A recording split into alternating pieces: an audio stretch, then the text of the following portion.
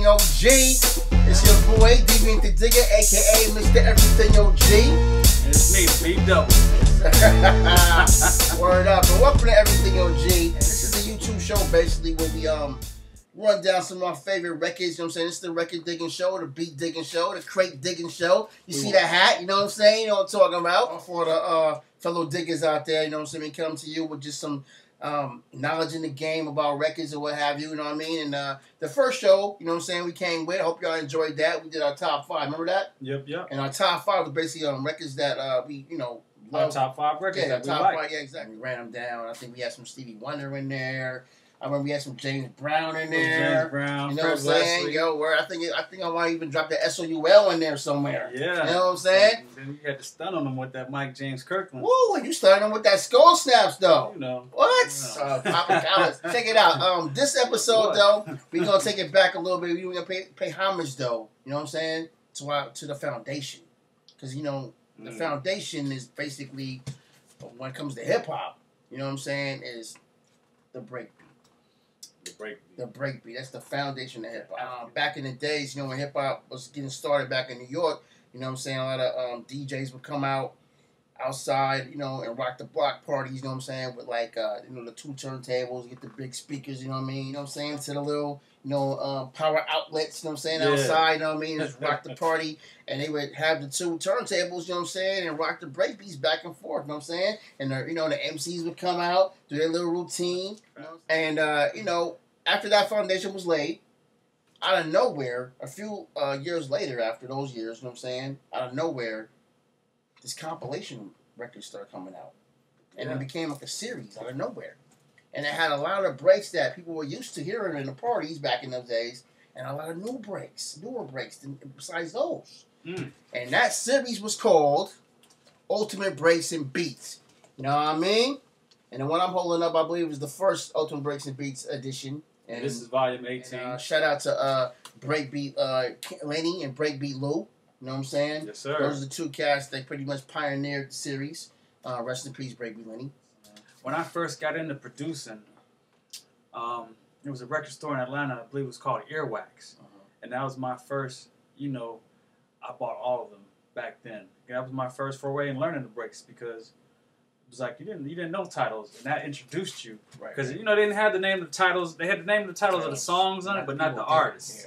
So for many years, I never knew who the artist was, but I knew the song titles. They did give you the publishing songwriter credits, though. Yeah, but you know, that was the only information they gave you. Before the internet, you weren't looking that up. Nowadays, you can probably say, "Who was this publisher?" and find it. But you know, and then it was like also they had edited versions. Like you know, the drum breaks on some of the songs were so quick. Breakbeat Lou took the time to extend the break, or you know, beef up the break to give it a little bit more kick into it, to make it more usable for DJs and producers. So that was my first foray, you know, in the record digging, was buying all the ultimate breaks, and then, you know, expanding from there. You know, once you got a taste of something, you say, okay, let me see what else is out there. And so what we're gonna do in this episode, we're gonna pretty much convey our favorite ultimate breaks and beats that was you know, engulfed in the series, and it's a tough one. This was tough, y'all. You know what I'm saying? Trying to narrow down a volume of 25 records with at least 10 songs on each, down to our favorite 5. Mr. B-Dub, what's your first ultimate breaking beat? My first ultimate breaking beat is this one by Bobby Bird. I Know You Got Soul. Ooh. Man. What's a banger? Why is that? Why is this one of your favorite ultimate breaking beats? You know, it was a Wednesday night. I was in my bed listening to WHPK 88.5 in Chicago back in '88. And then this song came on. Boom, boom, boom, boom. Drum roll. It's been a long time. I shouldn't have left you without a strong rhyme to step to. Thinking how many week shows you slept through. Time's up. I'm sorry I can sit by the radio, hands on the dial soon. As you hear it, pump up the volume. And just, man, I just had to find out what that was. And lo and behold, Bobby Bird, I Know You Got Soul. Top 5, since you brought it up, that whole Ruby and Rakim song that used the sample, the first beginning drum break was Ultimate Breaking Beat 2. Funkadelic. You like it too. You know what I'm saying? So, give a shout out to that, you know what I mean? And, yes, sir. You know what I mean? And actually, I'm going to start with 45 first, too. Is that cool? Yeah. You know what I'm saying? My first ultimate breaks and beat is this one right here. You know what I'm saying? You probably can't see it, the camera, but anyway, this is a band, Never Shack Up. You know what I mean? And this one right here was just, I mean, yo, the break that come on this is just a banger. Snaps. I think P.E. freaked it too. P.E., you know what I'm saying? I think, in my opinion, even though he used it like way late in the game in terms of like people almost weren't using breaks and beats anymore when he did it, but P.E.? Nah, Primo, when he used it on Speak Your Clout on the Hard to Earn album, you know what I'm saying? It was the J. Ruby. I don't know. You know what I mean? You know what I'm saying? Yeah. When J. Ruby was rapping last year, record companies are chumping me. You know what I mean? Yeah. And this Primo had to knock him. I mean, he had to knock him. You know what I'm saying? The way he EQ'd him and, he had to knock him. So anyway, this is one of my favorite Ultimate Breaks and Beats band bearers, Shack Up. You know what I mean? What's your second one? And to go on to my number 2. Number 2, let's do it.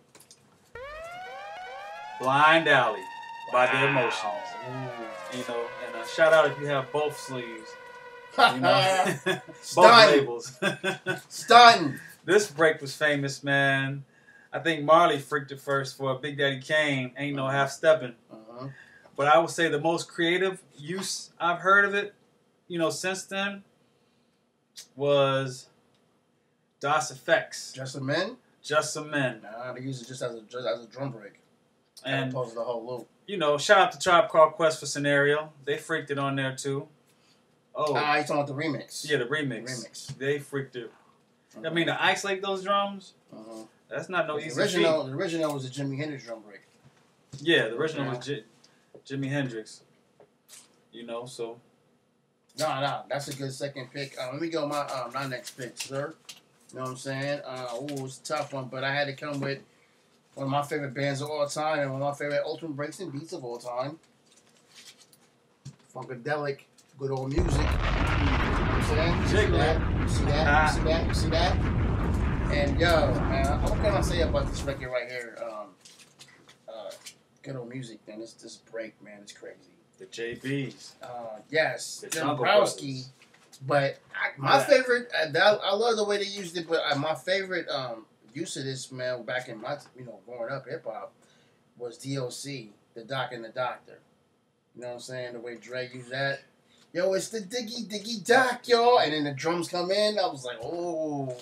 But wasn't it after the JBs? It was after. I'm saying that I like Dre's version better. Oh, okay. Than theirs. But Dre is a beast on reusing stuff, man. Because I guess he put his studio expertise and technical like he just beefing it up. The way he killed that. So when I heard that, I was like, wow, he just killed it. And this break is just crazy. And if you were serious digger, there's actually a couple more versions of good old music that the Parliaments came out with, and you know what I'm saying. So there's a couple more versions that George Clinton and his crew came out with besides this version. But this is the version that they used on Ultimate Breaks and Beats. So this is my second pick from UBB, and it speaks for itself, sir. It does. Next. Well, on to number 3. No top 5 will be complete without the requisite James Brown, Funky Drummer. Oh, yeah.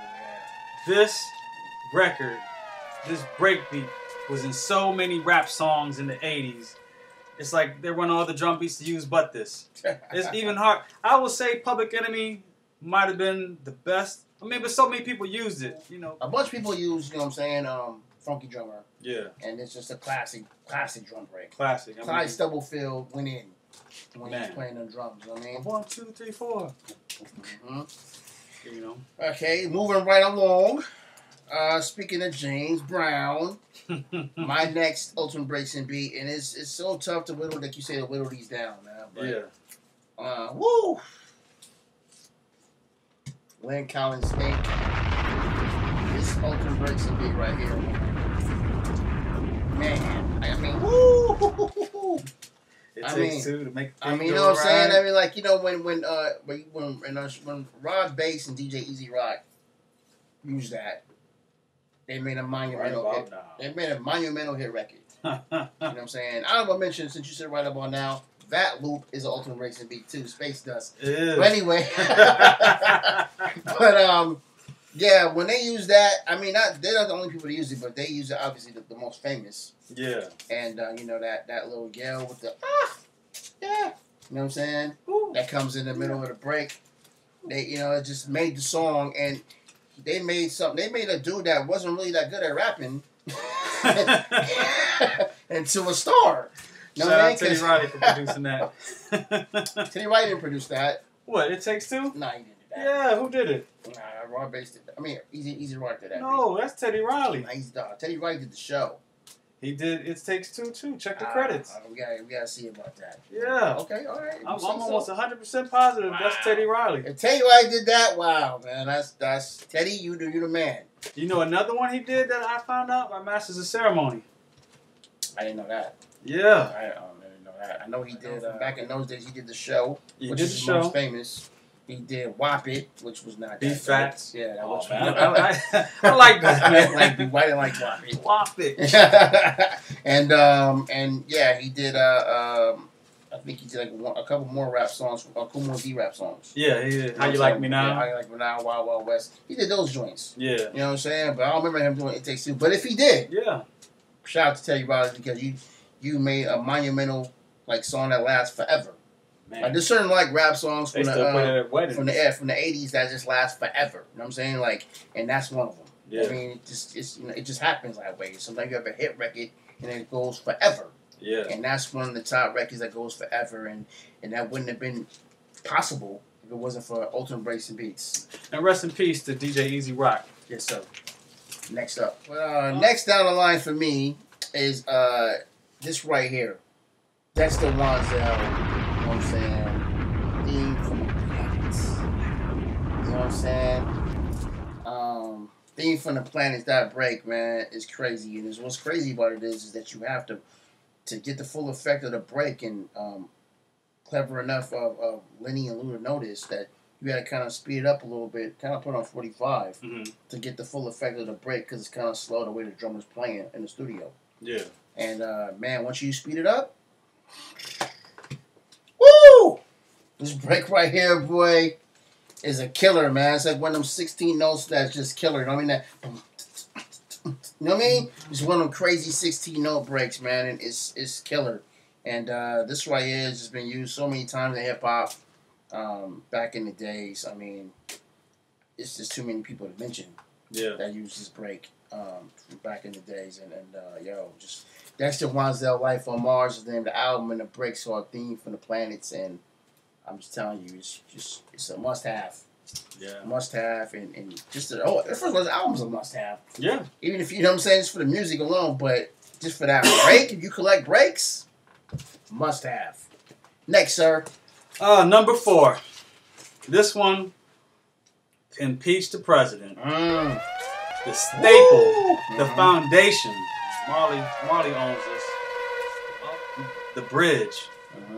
You know, first producer to start chopping out drum breaks like that, the way he did. I mean, man, but that snare is on many Marley records. The kick. I love the way Premier freaked it in Biggie. Unbelievable. Yes, sir. You know, I mean, it's so many people that use this break, and you know, before I want to say, you know, Aaron Futch. Is that how you say his name? Aaron Fuchs. He gave Marley this record as payment. Huh? Marley got a lot of his early records as payment from Aaron Fuchs for doing production work for Spoonie G for him. Okay. Wow. I heard that in the podcast. Wow. You know, and I know that. Yeah. And nice, shout out to Aaron Fuchs for putting Marley on to Impeach the President. And please stop suing people for using just the sounds. Yeah, not to mention, there's another quick story about that with Marley, since you mentioned his name, because he is synonymous with his record. Marley had said that the bridge is over. You know what I'm saying?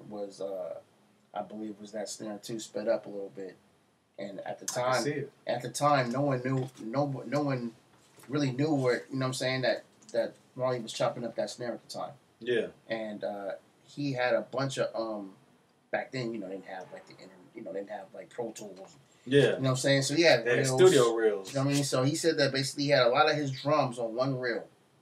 And he said that one of his reels got stolen.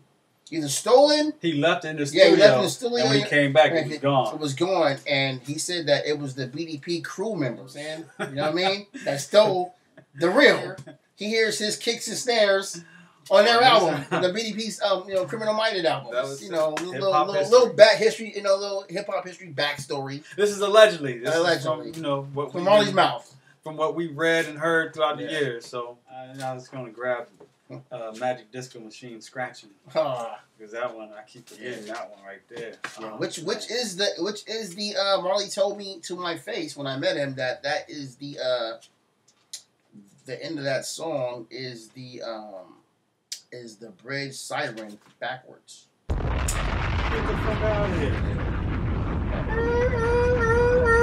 Yeah, so that horn that comes in at the very end of the song, that's him playing it backwards. Wow. That's a bomb dropper for sure right there. Oh, man. And, I mean, Ron, excuse me if you want to tell that story. You told it to my face. I figured you told me it was, you know what I mean? It was community news now, I mean. We're going to be in so much trouble. They just going to call the Snitches R Us. The Snitching Crew. Well, moving right along, let me do an honorable mention real quick. Yes, sir. This is not my top 5, but it is a banger. Ultimate Breaks and Beats is the John Davis. And the name of the break is I Can't Stop. Right? Yes. And the break's in the middle of the song. And it's like a disco song basically. If you if you don't like no disco, we understand that. But once you get to the middle of the song, it's heaven. Because the break comes in and it's straight banger. And this is like one of them records that, like it was probably a New York disco record back in Studio 55 days. John Davis. I Can't Stop my honorable mention. Man, Big Grunt, honorable mention. Okay. Even though it's a direct rip of the Isleys keep on doing, James Brown never made Biden sound so funky. Yep. Shout out to PE. Shout out to PE because they got so many. They made so many songs from that one song. Night of the Living Bassheads. I mean, they really went in. You know what I'm saying? Didn't they use Rebel Out of Pause? That's the main loop. Night of what was another? Well, Night of the Bassheads was actually it was the grunt later on. It's a different loop in the middle of the song. Yeah. But you're right. I mean, they went in and they pretty much own that record. Hank and Keith Shockey. Hank and Keith Shockey own that record. Yeah. But well, that leads me to the fifth and final one, number 5. This was a hard one. Synthetic Substitution by Melvin Bliss.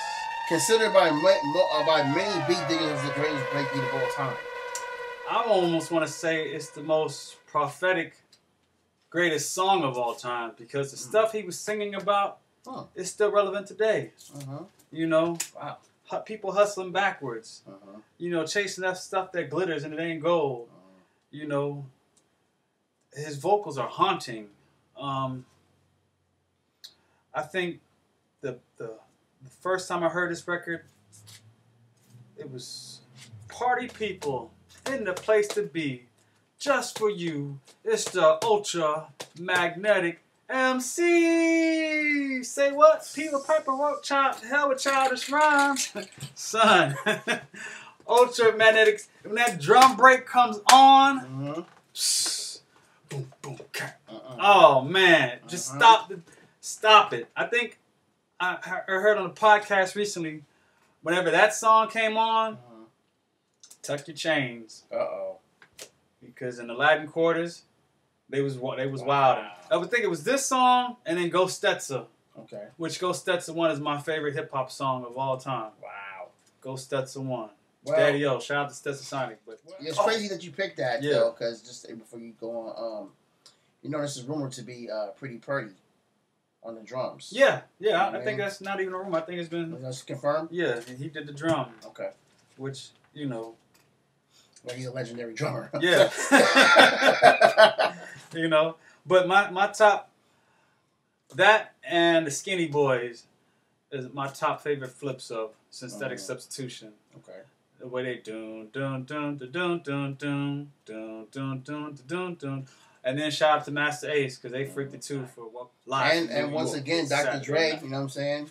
For Mind Blowing for DOC. You know what I'm saying? Yeah, but they came after the Skinny Boys. Skinny Boys freaked it first. I just want to do another. Of course. My final. Your final? My final ultimate breaks and beats. At least for this episode. Okay. We may have to do a part 2. Is this right here. Bam! It's the Leaders album called Strutting, and their ultimate breaks and beats called Hand Clapping Song. Right? You know what I'm Clap saying? your hands now, people. Yes, and this right here is just a legendary break. Back in the days, people used to just flip this break back and forth. And then when people started sampling, you know what I'm saying? I remember Salt and Pepper even used it on their album. I think they used it the best, man. That was my favorite Salt and You know Pepper what song. I'm saying? And, shout out to Herbie Love Bug. You know what I mean? But then obviously Tribe used it with the scratch of the Clap Your Hands from that Midnight Marauders album. Shout out to Q-Tip and them. Rest in peace, Five Dog. And the Meters is like this is one of my favorite bands of all time. I mean, I used to debate back and forth. I don't know who's funkier, them or the Nightlighters. You know what I'm saying? Like, you know what I'm saying? I mean, it's a tough call though, because but I think the Nightlighters are more soulful, but the Meters. The Meters. But I love the Meters. Syncopation. I mean, the Meters is so funky, and this album Strutting also along with that song, Hand Clapping Song. This album Strutting is so goddamn funky. Man, I will agree. And so is this one right here, Stunting on y'all. Looking pie. Again, we have to thank Breakbeat Lou and Breakbeat Lenny, because without them bringing a lot of those records to our attention, we still might not know what half the stuff we heard in our favorite rap songs were back in the day. Exactly. So it's been a delightful adventure with y'all. Another episode of Everything OG in the can. And the last episode we did, you know what I'm saying, I talked about how Tracy had the Mike James Kirkland because his pops had given it to him. Mm-hmm. But I met Tracy through my homeboy MC Law. MC Law is no longer with us. So rest in peace to MC Law. You know what I'm saying? And you know what I'm saying, Everything OG. This is Deviant the Digger, Mr. Everything OG. I got some shout outs I want to give, man. Okay. Mr. Speedy Gonzalez here. I want to give a shout out to my homeboy Andy C. Master Records, who taught me a lot about what certain breaks were and certain low-key Chicago legends. Now, but no real, you know what I'm saying? Thanks again for watching Everything OG. And like I said, this Ultimate Breaks and Beats episode is so hard to do. You know, we may have to do a part 2. Leave a comment if you want us to do a part 2, please. And, my name is Deviant the Digger, Mr. Everything OG. And I'm the D-Double. Sir. Peace. Wow. I don't know, man. You don't know what you want to do, that one or that one, huh? Yeah. So you don't know what you want to do last? It's a tough choice. It might be a tie. You know what I'm saying? You know, matter of fact, we're going to make that a tie, man. I'm still debating. You go ahead and go first, man. Oh, wow. I mean, well, you know, the top 2 left, but, go ahead, do an honorable mention. Do an honorable mention. Honorable mention. Oh, man. Yeah, we're going to tie these up. Honorable mention. Honorable mention is actually 3. You know what? You can't have 3 honorable mentions, man. That's It's like trying to mention. It's like trying to pick what kid you like the best. Yeah, that's why it's called a mention. It's one. All right, man. You know.